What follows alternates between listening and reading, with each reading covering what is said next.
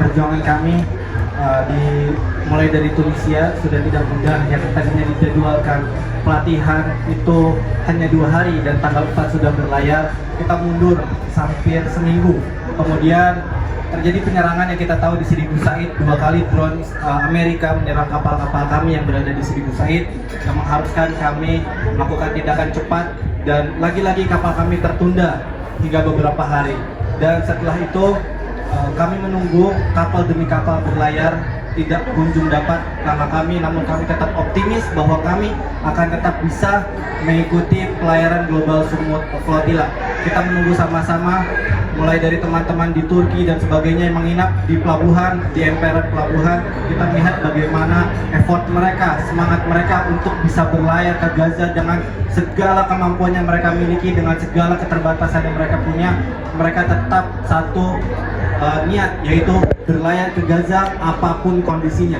Dan itulah yang menjadi pakem saya dengan Mbak Wanda. Kita tidak akan pulang sampai semua kapal itu berlayar, baik dengan kita di dalamnya ataupun tidak dengan kita.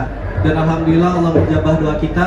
Mbak Wanda berangkat kurang lebih tanggal 18 ya Mbak Wanda? Ya, saya di tanggal 20 akhir sekali setelah kapal observer berlayar, baru kapal Qamar berlayar. Dan tidak sampai di situ, banyak kendala. Kapal Qamar mengalami rusak pada bagian kapal layar karena menggunakan sailing boat, kemudian baling-baling yang rusak dan sebagainya. Dan kita tahu kapal Mbak Wanda sempat kehilangan bahan bakar, kemudian termasuk air di dalam kapal. Dan itu semua adalah ujian yang tidak seberapa yang dirasakan oleh saudara-saudara kita di Palestina. Allah memberikan hanya kecil ujian bagi kita di lapangan dengan apa yang kita rasakan, dan kita terus bertahan di Sisilia kurang lebih 2 minggu dengan segala informasi yang masih belum pasti.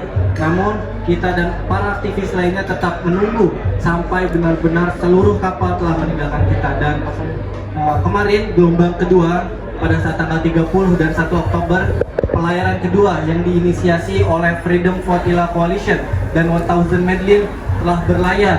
Sekiranya 9 kapal saat ini telah berada di Pulau Kreta untuk menjadi gelombang kedua dalam membuka blokade yang masih dilakukan oleh Zionis Israel. Kita juga berharap semoga kedepannya bila Allah mengizinkan, semoga Palestina besok merdeka. Namun jika Allah belum mengizinkan, kita akan buat lagi gelombang-gelombang yang berikutnya yang jauh lebih besar, yang jauh lebih kuat untuk menembus blokade Gaza. Dan kemarin kapal terakhir yang dari wave pertama itu mencapai rekor terbaik kita dalam pelayaran kita selama dari 2008 sampai 2025, hanya sekitar 7 km dari pantai Gaza. Mereka sudah bisa melihat rakyat Gaza, namun para tentara Israel, tentara biadab Israel menjegat dengan 3 kapal patrolinya, menangkap seluruh aktivis yang membawa bantuan kemanusiaan berupa obat-obatan, makanan bayi, dan lain-lain sebagainya. Mereka menangkap dan dibawa ke pelabuhan Asdod, kemudian diintercept ke beberapa penjara yang berada di sana. Kita tidak akan berhenti sampai di sini. Kita membutuhkan banyak dukungan dan kita terus membuka mata dengan apa yang terjadi di Gaza sampai saat ini.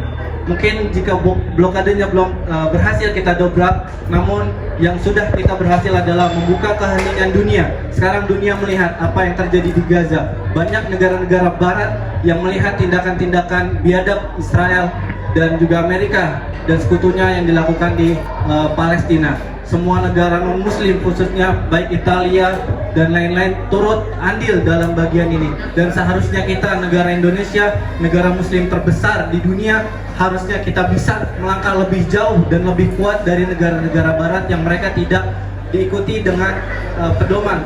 Sedangkan itu bagi umat Islam adalah milik kita, Palestina adalah milik umat Islam, dan sampai kapanpun tidak ada negara Israel, karena tanah yang dijajahnya sekarang adalah milik hak rakyat Palestina, dan tidak ada laut Israel, itu adalah hak laut teritorial Palestina.